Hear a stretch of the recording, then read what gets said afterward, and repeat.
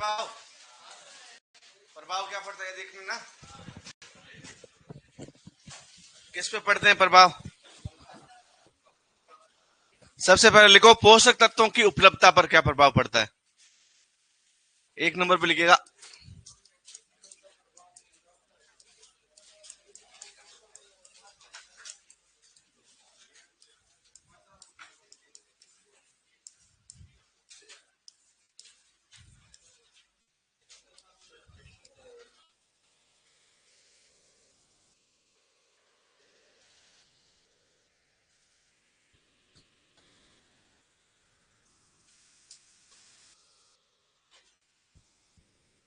लिखिए एक number heading डाली उसमें, जो कल हमने हेडिंग डाली थी मर्दा अम्लता का प्रभाव, उसमें एक नंबर लिखिए पोषक तत्वों की उपलब्धता पर प्रभाव।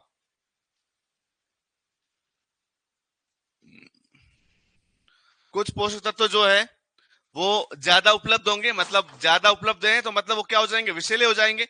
और कुछ पोषक तत्व ऐसे हैं जो जिनकी उपलब्धता क्या हो जाएगी, कम हो जाएगी, मतलब कमी हो जाएगी, जिनकी डेफिशिएंसी हो जाएगी। तो ये दोनों ही खराब है। यदि एक पौधे को बहुत ज्यादा पोषक तत्व मिल रहे हैं तो भी पौधा जिंदा नहीं रह सकता, टॉक्सिक हो जाएगा, वो विषैला हो जाएगा। और यदि बहुत कम कोई पोषक तत्व मिल रहे हैं तो अभी पौधा जिंदा, क्योंकि उसकी कमी हो जाएगी। ना तो कमी अच्छी ना विषैलापन अच्छा। आपको ऑप्टिमम जितनी जरूरत है उतना मिलना चाहिए, और उतना मिलेगा नहीं। ओके, तो उसके लिए आपको याद रखना है कि यदि मृदा अम्लीय होती है तो कौन से पोषक तत्व बढ़ जाते हैं और कौन से घट जाते हैं, इनका ध्यान रखना है। तो मृदा अम्लता पर किन की उपलब्धता बढ़ जाती है। अरे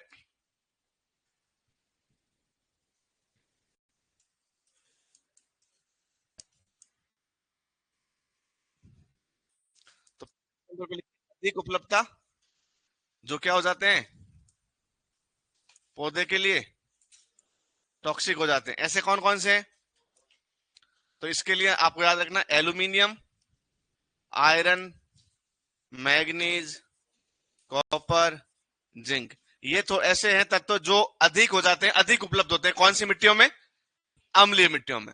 यदि हम सेकेंड बात करें तो कुछ क्या हो जाते हैं, कुछ की उपलब्धता क्या हो जाती है, कम हो जाती है।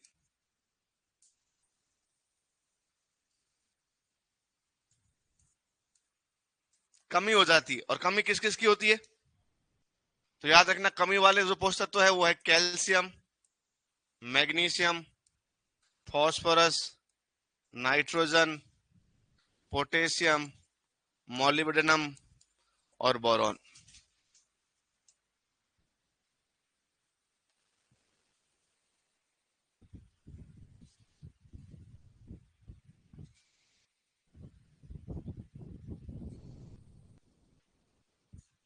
लिख दिया। अब ये दोनों ही सिचुएशन जो है, दोनों स्थिति जो है, दोनों ही कंडीशन जो है वो पौधे के लिए अच्छी, तो पौधा क्या हो जाएगा, मर जाएगा, पौधा सूख जाएगा, पौधा जिंदा नहीं रह पाएगा। और पौधा जिंदा नहीं रह पाएगा तो अपनी एग्रीकल्चर क्या हो जाएगी, फेल हो जाएगी। तो एग्रीकल्चर फेल हो जाती है यदि ऐसा हो जाए तो मृदा अम्लीय होने पर अच्छा होता है बुरा होता है, बुरा हो रहा है। सेकेंड नंबर पे लिखिए पादप वर्दी पर प्रभाव। लिख लिया सबने ये। सेकेंड नंबर पे लिखिए पादप वर्दी पर प्रभाव।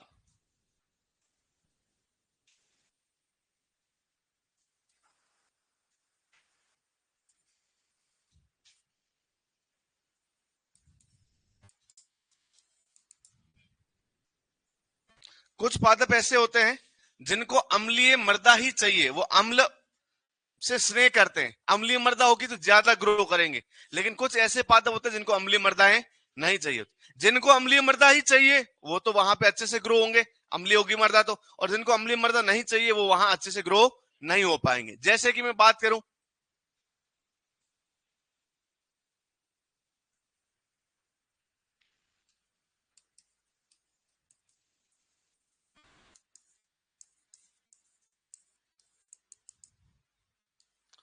जो अम्लता का जिसके ऊपर कोई प्रभाव नहीं पड़ता, ऐसी कौन कौन सी फसलें हैं।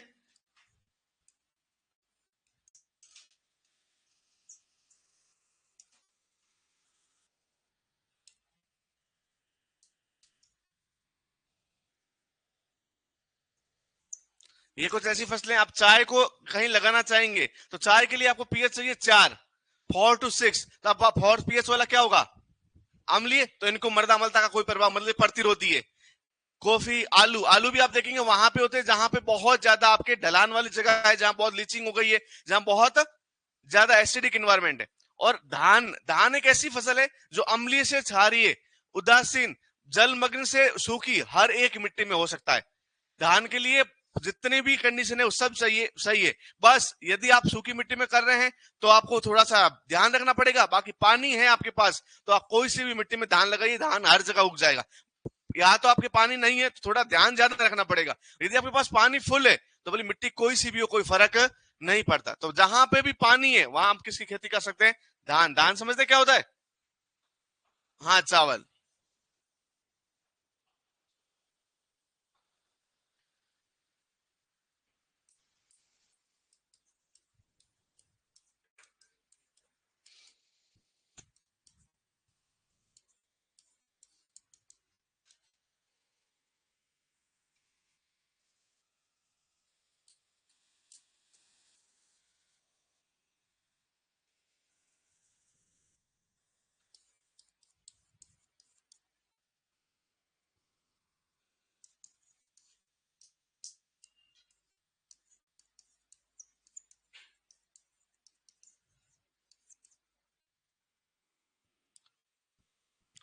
कोर्स आज हो गया थर्सडे, कल है फ्राइडे, फिर है सैटरडे।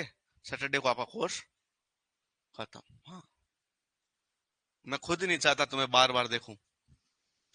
रियली? तो बस 2 क्लास और 22 क्लास में आपका कोर्स खत्म हो जाएगा। ये तभी आदमी पूछता है ना जब उनको मेरी शक्ल पसंद नहीं है कि सर कोर्स कब होगा, सर आप कब जाओगे यहाँ से, सर आपका मिलना कब बंद होगा, कब आप जैसे मतलब गंदे आदमी की शक्ल नहीं देखे तो ठीक है। तो मैं खुद ही नहीं देखना चाहता भाई, बहुत जल्दी चला जाऊंगा। लिख लिया? चलो, अब कुछ प्रभाव आपका मृदा अम्लता का पौधे के कुछ रोगों पर भी पड़ता है। अम्लीय मृदा होगी तो कुछ आपके जो सूक्ष्म जीव है, मैंने लिखवाया था कौन अम्लीय मृदा में कौन सूक्ष्म जीव ज्यादा होते हैं?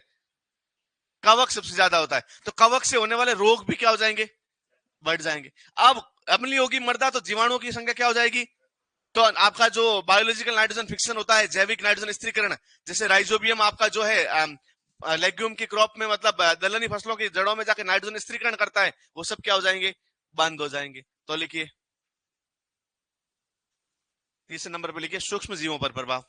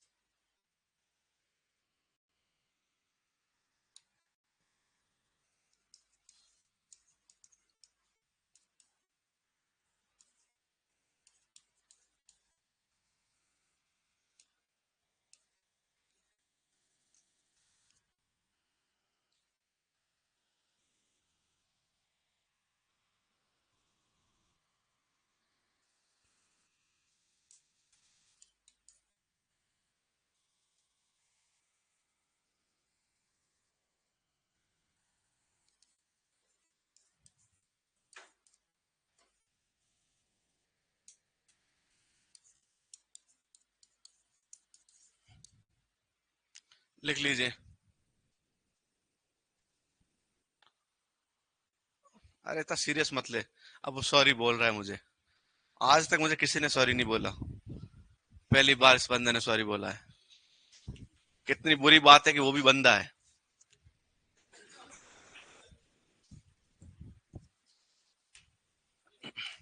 लिख दिया? तो कवकों की संख्या में बढ़ोतरी हो जाएगी, तो कवक ज्यादा होंगे, तो अब जो ज्यादा है तो फिर वो नुकसान पहुंचाएंगे, क्योंकि वो तो प्रबल हो गए, डोमिनेंट हो गए, तो वो क्या करते हैं, कवक जनित रोग फैलाते हैं, पौधों को रोग होना ज्यादा शुरू हो जाएगा। जीवाणु की संख्या में कमी होगी, तो जीवाणु जो काम करते थे वो काम होना बंद हो जाएगा। जीवाणु क्या काम करते हैं, नाइट्रोजन स्थिरीकरण, तो उसमें क्या आ जाएगी, कमी आ जाएगी। क्या हुआ, क्या हो गया? हाँ, सबसे पहले गलत का अंदाजा था, है ना, कि ये गलत भी बोल सकता आदमी। ओके, अब मुझे बताओ प्रभाव अच्छे हैं कि बुरे हैं? बुरे हैं, तो तुम सारे धरती पुत्र हो, पुत्रियां भी, तो तुम्हें क्या करना पड़ेगा? अरे भाई, धरती को सुधारना पड़ेगा ना, क्योंकि धरती अपने जो कुछ लक्षणों में परिवर्तन कर लिए, तो अब आपको कुछ उसमें मॉडिफिकेशन करना पड़ेगा। तो लिखिए, मर्दा अमलता में सुधार, या अम्लीय मर्दाओं का सुधार।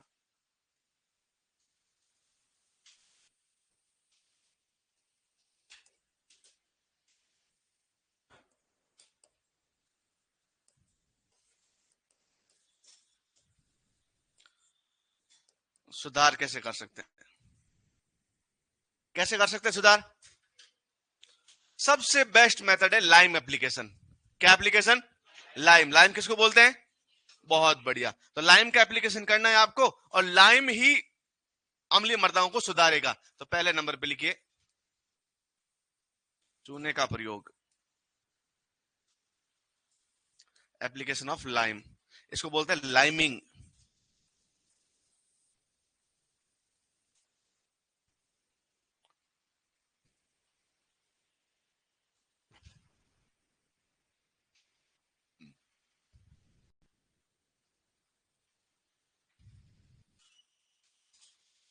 ओके, अब ये होता क्या है,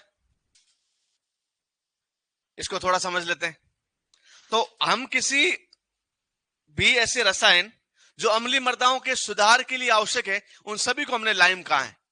वो सारे रसायन जो अम्लीय मर्दाओं का सुधार करते हैं। उदाहरण के तौर पे मैं बताऊं, एग्रीकल्चर में लाइम कौन कौन से हैं?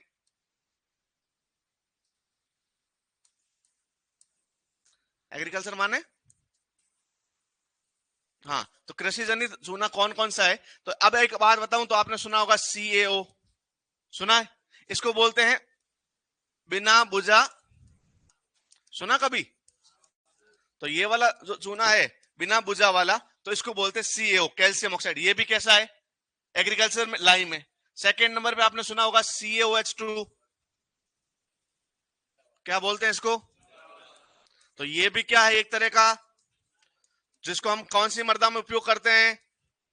अच्छा, तीसरे नंबर पे आपने सुना होगा CaCO3, इसको बोलते हैं सोना पत्थर। आपने सुना होगा चार नंबर पे CaCO3.MgCO3, क्या बोलते हैं इसको? डोलोमाइट। तो ये सब क्या है, ये सब किससे एग्जांपल है? एग्रीकल्चर लाइम के। किसको किस में यूज कर सकते हैं? अम्लीय मर्दाओं के सुधार में यूज कर सकते हैं। लिख लीजिए एक बार, सबके नॉर्मल नाम और सूत्र सब लिख लेना।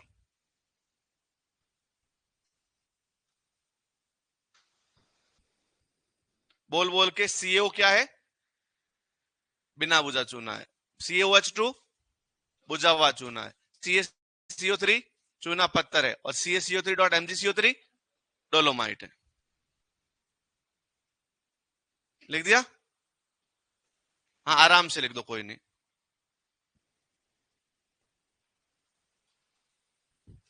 अब माइंड में एक क्वेश्चन आ रहा होगा, ये सुधार करते कैसे अम्लीय मर्दाओं का? करते हैं कि नहीं करते हैं?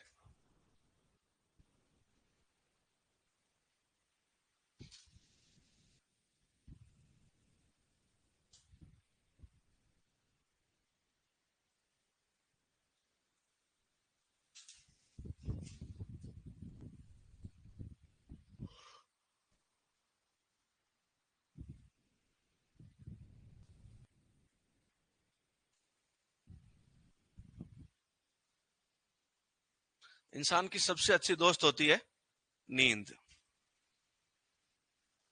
वो यदि जीवन में खत्म हो जाए नींद, आदमी मर जाए। नहीं, खूब आती है।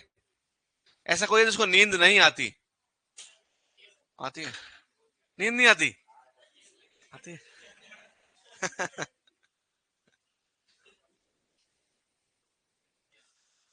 पोर्टजोलाइजेशन की डेफिनेशन लिखवा रखिए बेटा। लिख दिया? वापस बोलो। CAO, COH2, CaCO3, CaCO3.MgCO3। इन सबको हम कहां यूज कर सकते हैं? अम्लीय मृदाओं के सुधार में। कौन सी मृदाओं के सुधार में? लिखो, अम्लीय मृदाओं में सुधार की प्रक्रिया। अम्लीय मृदाओं के सुधार की प्रक्रिया।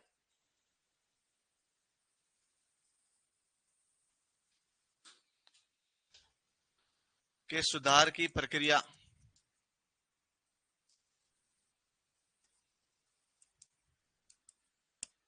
क्या प्रक्रिया? देखो, अच्छा अम्लीय है मिट्टी तो क्या दिक्कत होगी भैया? मिट्टी अम्लीय है तो क्या हो जाएगा? मिट्टी के विलयन के अंदर और मिट्टी के कणों के ऊपर कौन आ जाएगा? हाइड्रोजन। कौन आ जाएगा? अरे भैया, इस बार अपने जो माहिष्मती साम्राज्य है उस पे भल्लाल देव नहीं, काल के आ गया है। काल के जानते हैं? हम्बा, वो वाला नहीं जानते? अरे भूल के क्या? जानते नहीं जानते? हाँ, जो विदेश से आके आक्रमण करता है अपने माहिष्मती साम्राज्य पर, और भल्लाल देव और बाहुबली दोनों लड़ते हैं उससे। जो उसमें जीतेगा उसी को बनाया जाएगा राजा। आगे बात समझ में? तो ये मिट्टी है और ये सारे वो काल के सैनिक है। और अब हमें इसको इसके साथ क्या करवाना है? युद्ध करवाना है। युद्ध के लिए हमें क्या यूज करना है? लाइम यूज करना है। यूज करना है तो मान लीजिए लाइम में CaCO3 हमने यूज किया, कैल्शियम कार्बोनेट। अब ये घुलनशील है तो मिट्टी में जाएगा तो क्या हो जाएगा? टूट जाएगा कैल्शियम और कार्बोनेट में। अब मुझे बताओ, कैल्शियम के ऊपर क्या होता है? 2+ और हाइड्रोजन के ऊपर क्या होता है? प्लस। तो ये कैल्शियम क्या करेगा? इस हाइड्रोजन को यहां से हटा देगा और मिट्टी की सतह पे कौन चला जाएगा? खुद जाके बैठ जाएगा। ये मर्दा और ये दोनों भाई जाके कहां बैठ गए? मिट्टी की सतह पर। काल के कहां गया? बाहर। बाहर आया तो बाहर कौन बैठा था?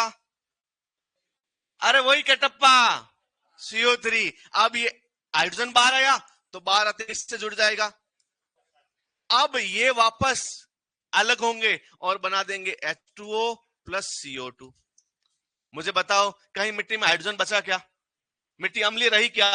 मिट्टी के कणों की सतह पे कौन आ गया? तो ये मिट्टी कैसी हो गई? उदासीन। और ये मिट्टी कैसी थी? अम्लीय। क्या प्रयोग किया हमने? बस लिख लीजिए, भूला। कौन सी मूवी में होता है? अरे गोलमाल। जॉनी लीवर नहीं बनता? भूला। नया आ गया लेटेस्ट। किसमें आया? हाँ, नहीं नहीं आया।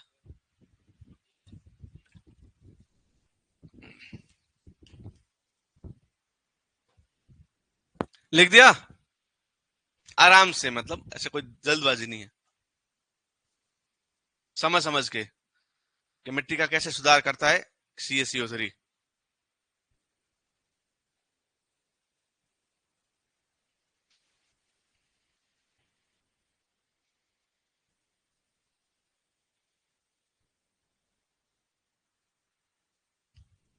अब एक दिक्कत और है अपने साथ कि भैया कोई मिट्टी अपनी अम्लीय है तो उस अम्लीय मिट्टी को सुधारने के लिए कितने लाइम की आवश्यकता पड़ेगी? उसको क्या बोलेंगे? मांग, लाइम मांग। जैसे पहले पढ़ा था निक्सलन मांग, जिप्सम मांग, ऐसे अब हो जाएगी चूना मांग या लाइम मांग। तो लाइम मांग कितनी है? मतलब अम्लीय मृदाओं को सुधारने में कितने लाइम की रिक्वायरमेंट है? एक बात ध्यान रखना, अम्लीय मृदाओं को सुधारने में सबसे बेस्ट मेथड है कि उसमें क्या मिला दो?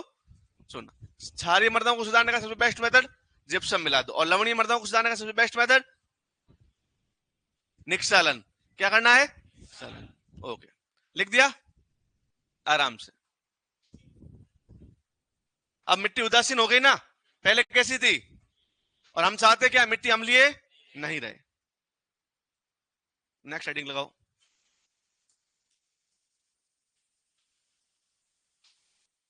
इसको इंग्लिश में याद रखना, हिंदी में नहीं आया शायद, इंग्लिश में पूछा जा सकता है। इंग्लिश में ही नाम दिया होगा वहां एग्जाम में। पहली बात तो होती क्या है? अम्लीय मृदाओं के सुधार हेतु आवश्यक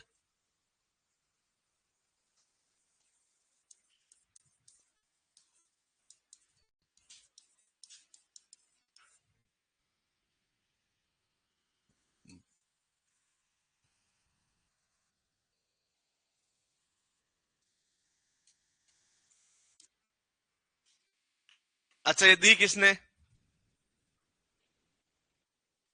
वाह।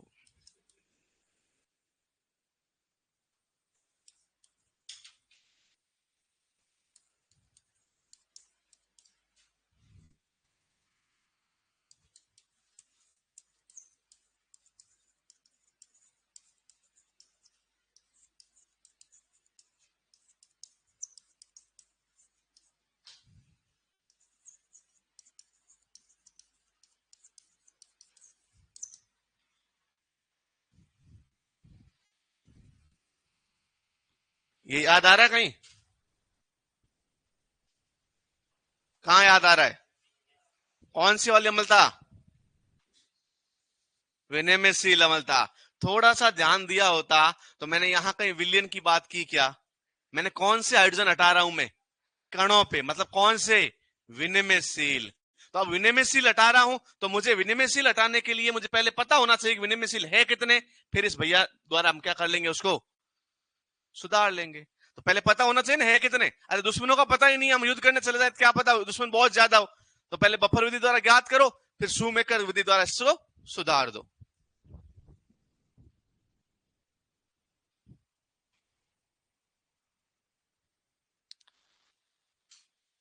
अच्छा, जब हम अम्लीय मृदाओं को सुधारते हैं तो सुधार कर उसका पीएच कितना करना चाहते हैं?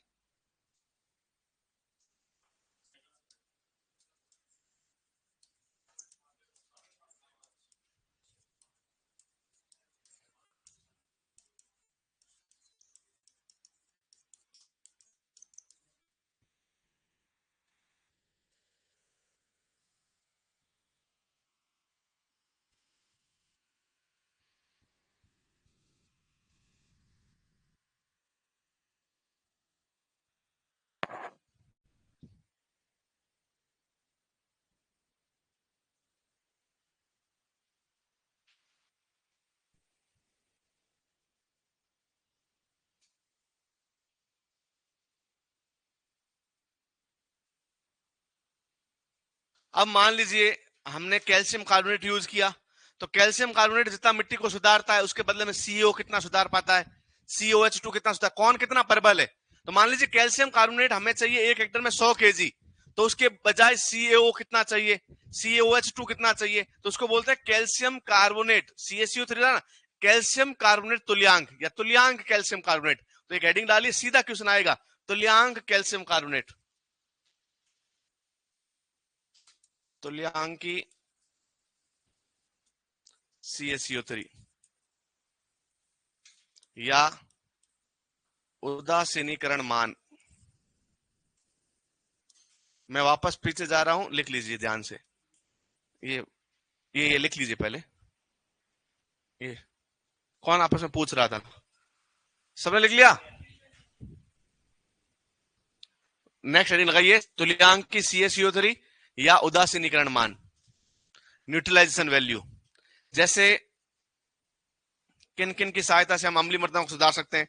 जैसे एक हमने कहा CaO की सहायता सुधार सकते हैं, हमने कहा CaOH2 की सहायता सुधार सकते हैं, हमने कहा CaCO3 की सहायता सुधार सकते हैं, हमने कहा CaCO3 की सहायता सुधार सकते हैं। फिर हमने एक और आपको याद रखना, CaSiO3। इसको क्या बोलते हैं मैं आगे अभी लिखवाऊंगा, इसको बोलते हैं बेसिक स्लैग। सुना है कभी नाम? Basic slag. इसके बारे में थोड़ा अभी पढ़ेंगे अपन है। अब हमें पता चला तो इसका उदासीनीकरण मान कितना है, मतलब यदि 100 किलोग्राम हम इसकी मात्रा डालेंगे तो कितनी मिट्टी उदासीन हो जाएगी? 100 किलोग्राम हमने मान लो ये सीओ डाला, तो कितनी अम्ल जो है वो उदासीन हो जाता है? तो याद रखना 179 सीओ की। कितनी है? 179। COH2 की 136, डोलोमाइट की 109, CaCO3 की 100 और इसकी है 83। लिख लीजिए।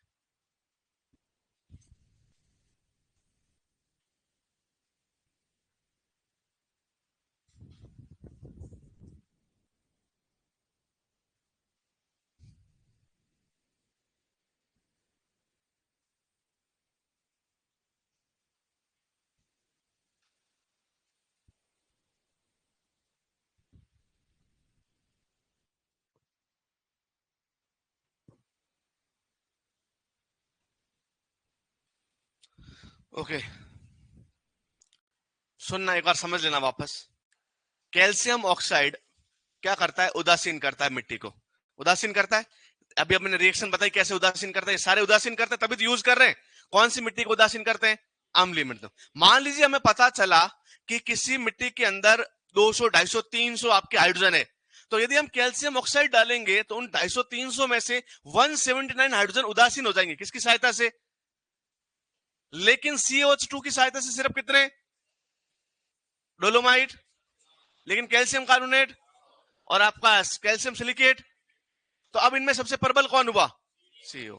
तो फिर ये यूज क्यों नहीं करते? महंगा है और ये बहुत आसानी से उपलब्ध है, इसलिए ज्यादा उपलब्ध है, इसको हम सबसे ज्यादा यूज करते हैं। लिख लीजिए।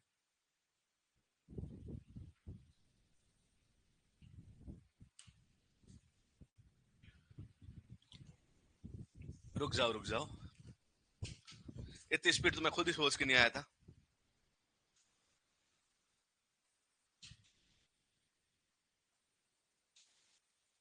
अब बेसिक स्लेग क्या होता है? पता है बेसिक स्लेग के बारे में? जिसने नहीं लिखा वो लिखते रहिएगा। बेसिक स्लेग क्या होता है तो ध्यान दीजिएगा। ये जो बेसिक स्लेग है ये एक उप उत्पाद है। किसका? जहां पे लोहे और एल्यूमिनियम की सहायता से स्टील बनाया जाता है। स्टील जानते हैं आप? स्टील का लोटा, बर्तन, थाली आपने घर पे बहुत यूज किए होंगे। ये ना तो लोहा है ना एल्यूमिनियम है। ये किस पे प्यार आ रहा है? इधर देख ले, इधर है, ऐसे घूर मत, नजर लग जाएगी हसीना को। इतना प्यार ऐसे बैठ के। बेसिक स्लेग, बेसिक स्लेग क्या होता है तो आपको पता है? स्टील, स्टील को हम नॉर्मल हिंदी में बोलते हैं इस्पात। तो इस्पात उद्योग के अंदर जब हम स्टील बनाते हैं लोहे और एल्यूमिनियम से, तो उस बनाने के चक्कर में कुछ आपके उसके रेजिडुअल प्रोडक्ट निकल जाते हैं, खराब पदार्थ निकल जाते हैं, उसको हम क्या बोलते हैं? Basic slag. तो याद रखना ये क्या है? इस्पात उद्योग का उप उत्पाद है। इस्पात उद्योग का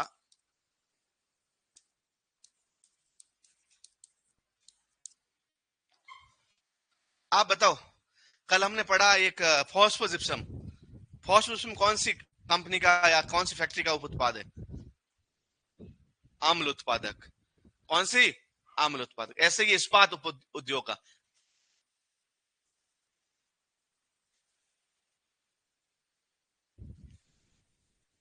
मेरे सामने मत देखना, मैं क्वेश्चन पूछ लूंगा। आप तुम ही बताओ फिर, प्रेस मड कौन सी फैक्ट्री का है उप उत्पाद? गन्ने की कोई फैक्ट्री थोड़ी होती है पागल। हाँ, शुगर उद्योग।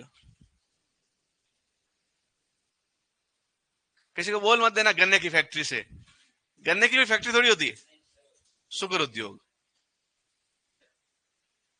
चलो, लिख दिया? तो ये लिखना इस्पात उद्योग का उप उत्पाद है। 3 उप उत्पाद बताए मैंने आपको, कौन कौन से? Phosphogypsum, press mud, basic slag. लिख लिया सबने? और क्या कर सकते हैं हम अम्लीय मृदाओं के सुधार के लिए? क्षारीय उर्वरक डाल सकते हैं, तो लिख लीजिए 2 नंबर पे क्षारीय उर्वरकों का प्रयोग।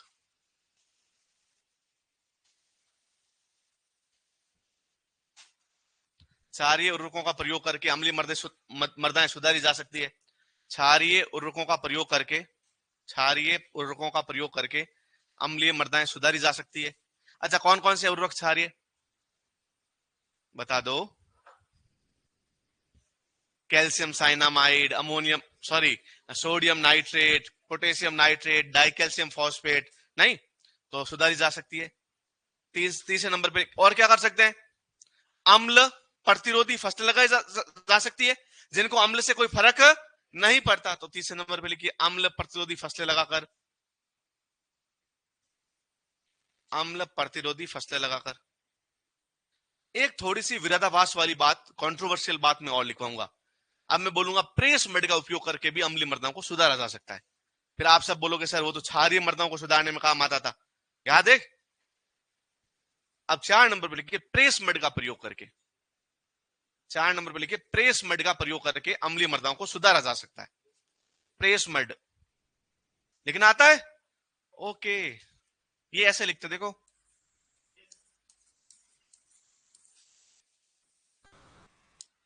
प्रेस मड का प्रयोग करके अम्लीय मृदाओं को सुधारा जा सकता है। ये कंट्रोवर्शियल बात है, क्योंकि इसका प्रयोग हमने पहले एल्कली सोइल के सुधार में, सोडिक सोइल के सुधार में कर रखा है। तो या तो कोई बंदा एक मिट्टी को सुधार सकता है ना, दोनों मिट्टी को कैसे सुधार सकता है? तो इसका प्रयोग हमने क्षारीय मृदाओं के सुधार में किया था कि नहीं किया था? किया था। अब मैं पागलों जैसे इसको किसमें लिखवा रहा हूं? तो मेरी कोई गलती नहीं, किताब में लिखा हुआ है, मुझे नहीं पता क्यों। या तो मैं ये बोल के पल्ला झाड़ दूं, या फिर इसका कारण अपन जान लेते हैं। तो आपसे कभी कहीं बहस हो जाए कि प्रेस मेड का प्रयोग कहां किया जाता है, तो पहले नंबर पे याद रखना क्षारीय मृदाओं में किया जाता है। क्योंकि एक साइंटिस्ट थे प्रोफेसर नील रतन धनपायो, सॉरी नील रतन धर,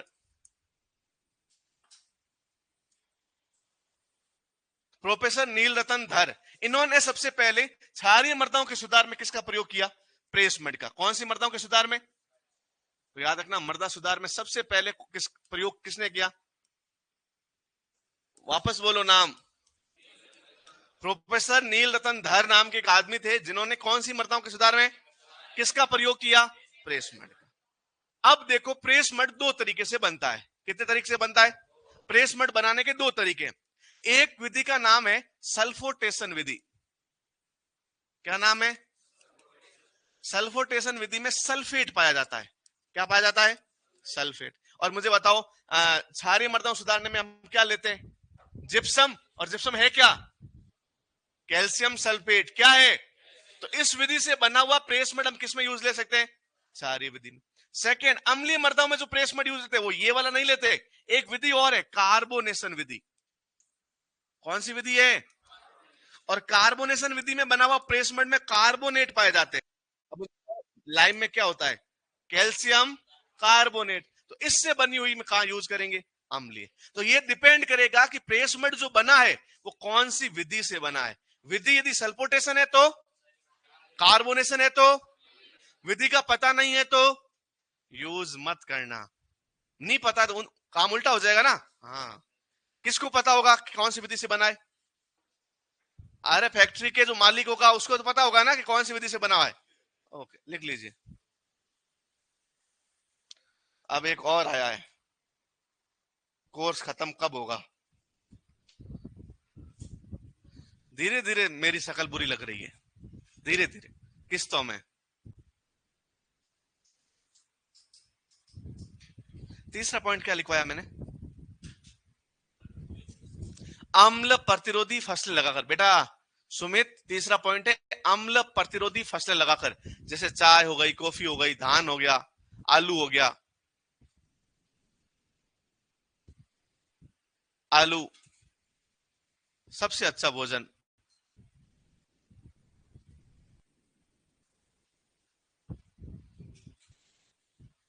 गरीब अमीर की सबकी सब्जी यही है। मुझे लगता है इसका नाम गरीब की सब्जी से हटा के हॉस्टल की सब्जी कर देना चाहिए।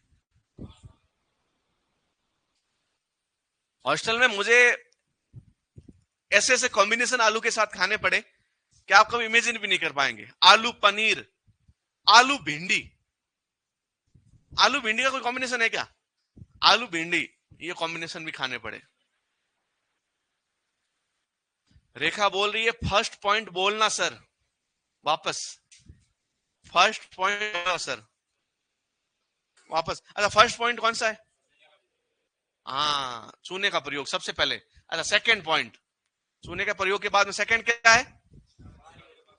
क्षारीय उर्वरकों का प्रयोग। कौन कौन से उर्वरक है? Calcium cyanamide, sodium nitrate, potassium nitrate और डाई कैल्शियम फॉस्फेट। लिख दिया? ये भी लिख दिया? क्या बात है, हो गया सुधार। आगे एक समस्या लिखो, सेम की समस्या, जल मगनता की समस्या। अच्छा अच्छा अच्छा अच्छा, मत लिखो, लिखा तो नहीं?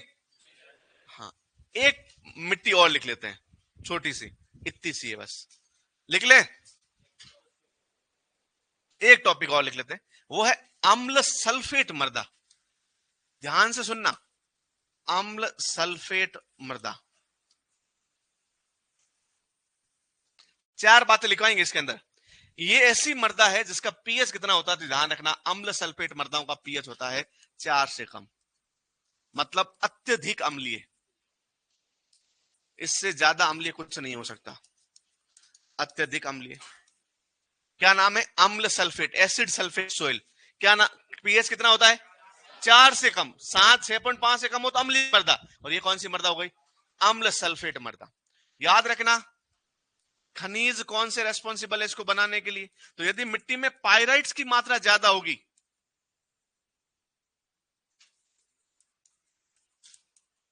तो खनिज कौन सा रेस्पॉन्सिबल है? पाइराइट्स। पाइराइट जानते हैं क्या फॉर्मूला होता है? FeS2। कहां बनती है मृदाएं? जलमग्न स्थानों पर।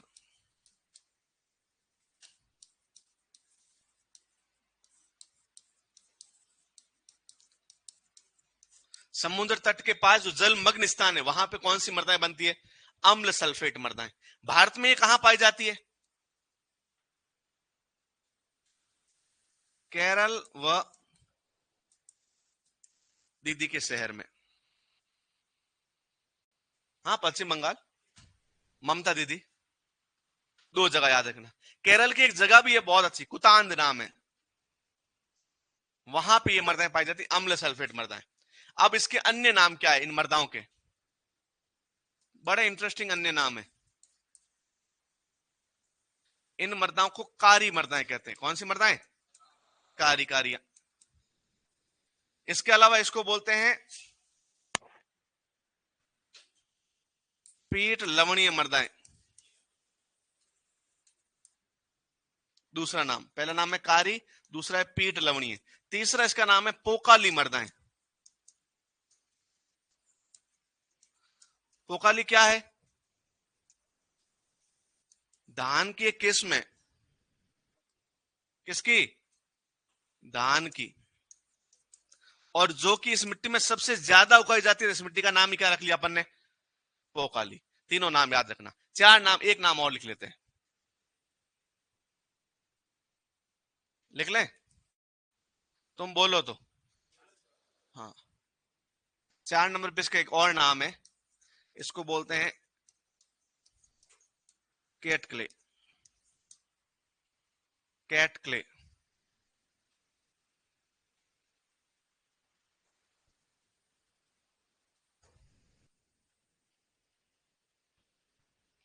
ध्यान रखना, पीएच 4 से कम, खनिज पायराइट, जलमग्न समुद्र तट के पास, केरल और पश्चिम बंगाल की, कारी, पोकाली, पीट लवणीय और कैट क्ले। 4 इसके नाम है।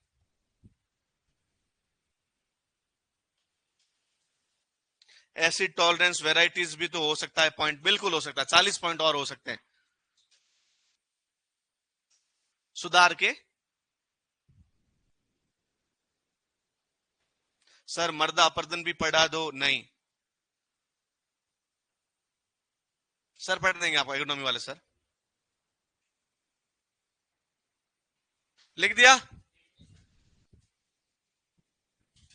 नेक्स्ट हेडिंग लगाओ, सैम की समस्या, जलमग्नता की समस्या। सैम की समस्या, जलमग्नता की समस्या, जल भराव की समस्या, समस्याओं का राजा। लिख दिया सबने? नहीं लिखा तो अभी लिख लो, कोई नहीं, आराम से। एक छोटा सा टॉपिक पढ़ना है और अभी तक हमारे पास 20 मिनट है। आज बड़ा खुश लग रहा है, क्या हो गया बताना? कुछ हुआ? नहीं। मुझे भी बता देना, ठीक है, हो जाए तो। ये लिख दिया? पीएच याद रखना, इसका सबसे इंपॉर्टेंट क्या है? नाम क्या है इस मिट्टी का? अम्ल सल्फेट मृदा है। ओके,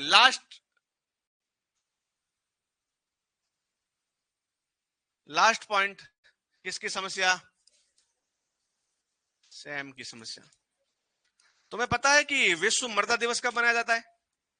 कब मनाया जाता है? 5 दिसंबर।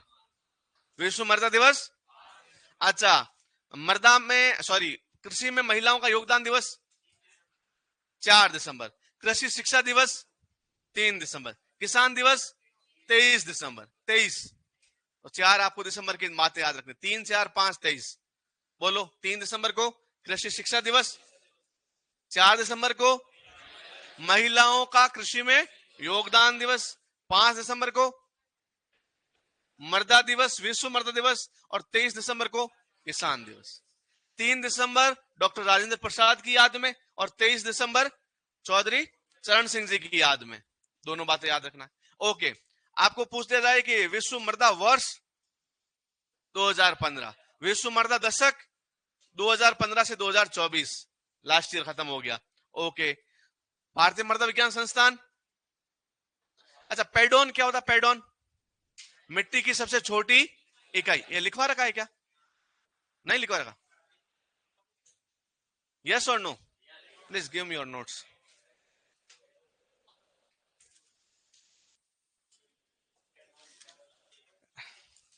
कम से कम ऐसे बोल देता सर मैंने शुरू में नहीं लिखे नोट्स। लिखे? इन स्वरों को बड़े मजे आते थे कोई बोलते हैं ना।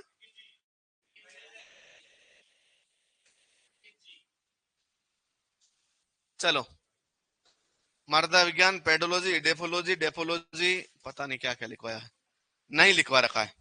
चलो कुछ बातें और लिखवाएं, आज लिख लेंगे। ले, तो मैंने कौन बोले सर लिखवा रखा है? ये चिंटू है। क्या नाम है? गौरी शंकर हीरा शंकर ओझा। वाह। सेम की समस्या लिखो, जल मग्नता की समस्या।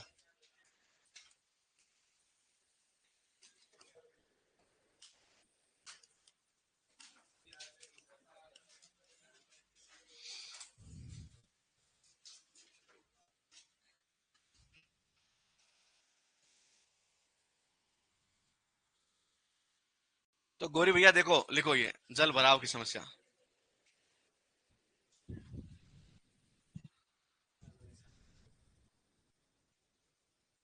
गौरी याद आता है, हीरा जरूर याद आता है, क्योंकि हीरा और गौरी सूर्यवंशम में हीरो और हीरोइन होते हैं। नाम गौरी होता ना उसका, है ना। सेम की समस्या, जल मग्नता की समस्या क्या होती है? यदि किसी मिट्टी के निचले भाग में, कहीं मिट्टी है और उसके निचले स्थानों पे, कहीं जमीन पे निचले स्थानों पे बारिश की वजह से बहुत लंबे समय तक पानी भरकर रहता है, ऐसा नहीं कि सर रात में पानी भरा हुआ था सुबह सूख गया, तो जलमग्नता की समस्या नहीं है। बहुत लंबे समय तक, 30 दिन तक लगातार, 15 दिन तक लगातार, महीने भर, 2 महीने या साल में लगातार कुछ दिनों तक आपके पानी भरा रहे, तो इसका मतलब वहां किसकी समस्या है? जलमग्नता की। ये 2 जगह पे पाई जाती है, या तो जहां पे बारिश, ए गौरी शंकर इधर देख, या तो जहां पे बारिश बहुत ज्यादा होती है, या सेकेंडली कहीं जल स्रोत के पास की मिट्टी है। मान लीजिए आपके ये आपका बड़ा सा तालाब है, इसके पास की मिट्टी, तालाब से पानी रिस रिस के आसपास की मिट्टी को क्या बना देगा? ये यहाँ गीला ही रखेगा, मिट्टी को हमेशा जलमग्न ही रखेगा। तो या तो जहां बारिश ज्यादा होती है या कहीं जल स्रोत। अब आपको पता है राजस्थान ज्यादा, तो राजस्थान में ये सेम की समस्या वहां पाई जाएगी जहां जल स्रोत ज्यादा है। जल स्रोत में हमारे सबसे ज्यादा दिक्कत कॉज करते हैं जो नहरें होती है। तो याद रखना ये कहां पाई जाती है, कहां होती है समस्या? तो याद रखना नहरी भाग में, नहरी जो आपके भाग है वहां पे इसकी समस्या सबसे ज्यादा है। अब आपको नहरी क्षेत्र है कौन कौन से, कैनल एरिया कौन कौन से? 2 जगह याद रखनी है, एक आपको गंगानगर हनुमानगढ़, सॉरी श्री गंगानगर,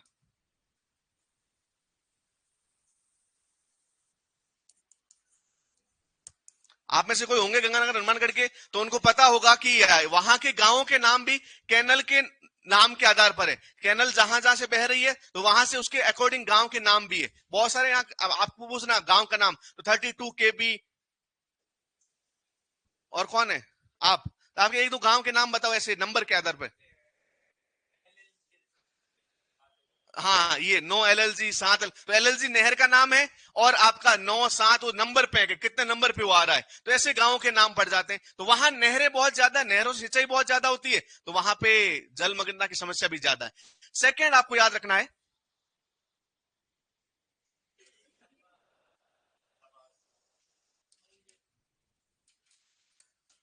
जो चंबल नदी है उसके आसपास का क्षेत्र, क्योंकि चंबल नदी के द्वारा भी बहुत सारी नहरी उससे छोटे छोटे नहर निकाल के इरिगेशन करते हैं, तो वहां पे भी किसकी समस्या है? सेम की समस्या। लिख लीजिए कहां पाई जाती है भारत में, सो राजस्थान में 2 जगह पर, गंगानगर, हनुमानगढ़ और कोटा क्षेत्र में, चंबल इलाके के आसपास, जहां पे भी नहरी क्षेत्र होंगे, नहर होंगे, कैनल एरिया होगा, वहां पे ये समस्या बहुत ज्यादा है। होता क्या है, तो आपको पता है नहर कैसे बहती है, ये मिट्टी है, ये मिट्टी, और बीच में जगह ये नहर है, तो यहां पानी बहेगा। तो पानी बहेगा तो बहता बहता पानी क्या करेगा, लेटरल मूवमेंट करेगा। पानी हमेशा ऊपर से नीचे की तरफ नहीं जाता, बहुत बार साइड में भी जाता है। तो नहर के साइड से पानी रिसेगा, तो रिस के कहां आ जाएगा, खेतों में आ जाएगा, और खेतों का जल स्तर क्या कर लेगा, बढ़ा देगा। तो लिखिए, ये लिख लिया सबने?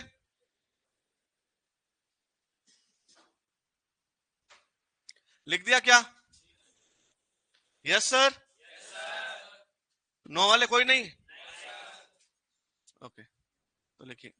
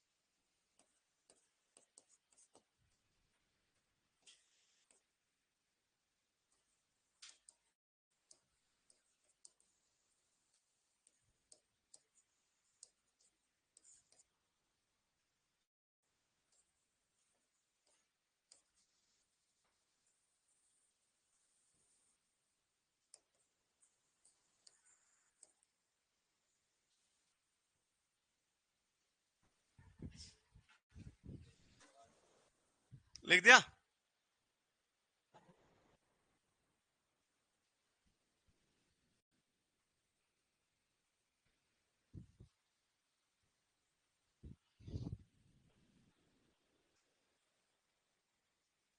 अरे ये सारे क्षेत्र जो है धान के लिए उपयुक्त है। जल भरा हुआ होगा तभी तो उपयुक्त है, लवणता का धान के लिए उपयुक्त होती है। जल भरा हुआ तो धान के लिए उपयुक्त होगा। अरे धान की खेती कहाँ होती है, जल भरा होता है। इसलिए कभी पंजाब हरियाणा धान की खेती के लिए, कभी धान की खेती नहीं होती थी वहां पे, लेकिन नहरी ज्यादा होने के कारण सेम की समस्या हुई। अब पंजाब हरियाणा और श्रीगंगानगर हनुमानगढ़ में देखेंगे तो वहां धान की खेती होने लग गई, जबकि वो सूखे इलाके हैं जहां ज्यादा बारिश नहीं होती, फिर भी धान खेती हो रही। क्यों हो रही है? जल सेम की समस्या, पानी का लेवल बढ़ा हुआ है। कैसे सुधारा जा सकता है? हाँ, सोइल के टाइप पढ़ाएंगे, अभी अपने पास 2 दिन और है। सोइल के टाइप ही तो पढ़ेंगे, कल और परसों क्या पढ़ेंगे? कैसे सुधार कर सकते हैं इन मिट्टियों का? बट सर गंगानगर को तो गेहूं का कटोरा कहते हैं, तो कटोरे में थोड़े बहुत धान भी है इधर उधर। गेहूं के कटोरे के साइड में धान भी है 2-4। मैं मैं तो एग्रोनॉमी के किसी पॉइंट पे डिस्कस कर भी नहीं रहा। इन्होंने बोला करते हैं तो कहते होंगे, लेकिन मैं कहता हूं कि ये यदि प्रॉब्लम हो जाए तो वहां पे आप धान लगा दो, कोई दिक्कत नहीं है। ओके, गेहूं का कटोरा, धान का कटोरा, खाली कटोरा, भरा हुआ कटोरा, पैसों का कटोरा, कुछ भी कटोरा हो। अब आपको एक बात और समझनी है कि यदि ये सैम की समस्या हो जाए तो इसका सुधार कैसे किया जाए। तो लिखिए, सैम की समस्या का सुधार कैसे कर सकते हैं, मैं आपसे पूछना चाहूंगा। जिप्सम से सुधार कैसे होगा? कैसे होगा जिप्सम का? कैसे होगा सुधार, मैं तो ये पूछना चाह रहा हूं। वो है ना, सैम की समस्या के सुधार के लिए शायद ही डाल रहे होंगे। वो वहां दिक्कत और भी, ऐसा नहीं कि सिर्फ एक ही दिक्कत है। जहां पे हम ये सैम की समस्या होती है वहां लवणता भी उत्पन्न होती है, तो सोडिसिटी को कम करने के लिए जिप्सम डाल रहे होंगे वो जरूर। लेकिन सैम की समस्या सिर्फ वो सुधार नहीं है, जिप्सम का कोई ज्यादा योगदान है नहीं। हाँ बिल्कुल, ये सफेदे का पेड़ लगाओ आप। सफेदा जो होता है, इसको क्या बोलते हैं, ऑस्ट्रेलियन यूकेलिप्टस जो होता है, बड़ लंबे लंबे पेड़, समझ रहे? व्हाइट कलर का जो आपका उसका बॉडी होता है, तो आप देखेंगे वहां पे तो इनका क्या होता है, जल मांग बहुत ज्यादा होता है, ये पानी बहुत ज्यादा अवशोषण करते हैं जड़ों द्वारा, और ये बहुत हाइट पे ले जाकर वाष्पन कर देते हैं, तो पानी वहां धीरे धीरे क्या हो जाएगा, कम हो जाएगा। लेकिन ऐसे स्थान जहां बारिश कम होती है, सेम की समस्या कम समय के लिए हो, वहां कभी यूकेलिप्टस वाली योजना मत यूज करना। अब बहुत सारे आपने देखा होगा, आप मारवाड़ क्षेत्र में यूकेलिप्टस लगा दिए, समझ रहे हैं, पूरे खेत के खेत सूख गए, वहां भूमि बंजर होने लगी, पानी उपलब्धता कम हो जाएगी, तो ये बहुत ज्यादा अच्छी बात नहीं है। इसको बोलते हैं जैविक जल निकास प्लांट, जैविक जल निकास पादप। और क्या कर सकते हैं? तुम की पॉइंट पे तो आ ही नहीं रहे हो, समस्या की जड़ पे नहीं जा रहे हो तुम लोग। वो तो जल निकास तो करना ही है, वो तो बाद में लास्ट में करना ही है, तुम उसके जड़ पे नहीं जा रहे कि कहां से ये पैदा हो रही है समस्या। ने, नहर को बंद नहीं कर सकते भाई, नहर को बंद करेंगे तो अपन खाएंगे क्या? ये गेहूं धान ये सब पैदा करने में बहुत ज्यादा योगदान है गंगानगर निर्माण करके राजस्थान में। तो ये वो नहर बंद हो जाएगी, सिंचाई कैसे करेंगे? किसान भूखे मर जाएंगे बेचारे। वेरी गुड, कौन बोला? बहुत बढ़िया। जो आपका नहर जो कच्ची है, उनको आप नहर का पक्का पक्का बनाओ, नहर का जो आपका है सीमेंटाइजेशन करो, ताकि नहर से पानी कम से कम रिसे। अरे किसी चीज को बंद थोड़ी करना है, उसको परफेक्ट बना दो ना। पहले वो क्या रहा था, नहर थी, उसकी जो ये दीवारें थी ये कच्ची थी, तो पानी यहां रिस जाता था। आप इसको क्या करो, बहुत पक्का बना दो। इवन बहुत बार ऐसे समस्या रखो कि नहर को खुला मत रखो, नहर खुली होगी तो वहां आसपास के लोग अपने वहां पे सिंचाई करने के लिए नहर बहुत बार खोद देते हैं, रात में पूरा नहर कच्ची होगी तो यहाँ पे इसको खोला जा सकता है। ये जानते होंगे गंगानगर निर्माण वाले कि रात में कोई नहीं आ रहा तो खोल के अपने खेत में सिंचाई कर लो, ताकि आगे प्रेशर कम हो जाए। अब ऐसे करेंगे तो पूरा का पूरा नहर जो है वो क्या हो जाएगा। तो इसके ऊपर बड़ी अच्छे से कमेटी बने और नहर का रखरखाव अच्छे से हो, नहर पक्की हो, नहर कच्ची नहीं हो, और रिसाव कम से कम हो, इसका ध्यान रखें। नहर की बार बार सफाई हो। नहर क्यों जल भराव करती है, एक समय बाद नहर में इतना कचरा आ जाता है कि एक जगह बाद, जैसे मान लो गंगानगर निर्माण क्रॉस करते बीकानेर आते आते जो आपका है नहर ब्लॉक हो जाती है, तो अब पानी वहीं रुका रहेगा, तो जल ये नहर ओवरफ्लो हो जाएगी और बहुत बार क्या हो जाएगा, खेतों में जल भर जाएगा। तो ये समस्या रोकनी होगी, तो ये हम कर सकते हैं। उसके अलावा यूकेलिप्टस लगा सकते हैं, और एक बार हो गई समस्या तो फिर जल निकास कर सकते हैं। क्या कर सकते हैं? जल निकास। कुल मिला के अपने को कुछ काम नहीं करना है। जब भी आपको पूछे कि इसका प्रबंध कैसे करें, सरकार पे डाल दो कि सरकार इसको पक्का बनाए, सरकार इसको रख रखाव करे। हम नहीं करेंगे तो काम हो जाएगा आसान, हम खुद पे ले लेंगे जिम्मेदारी, तो फिर हमको करना पड़ेगा जो हमसे होगा नहीं। तो लिखो सुधार, पहले नंबर पे लिखो। हाँ गंगाराम जी, बहुत बढ़िया। नंबर पे लिखो।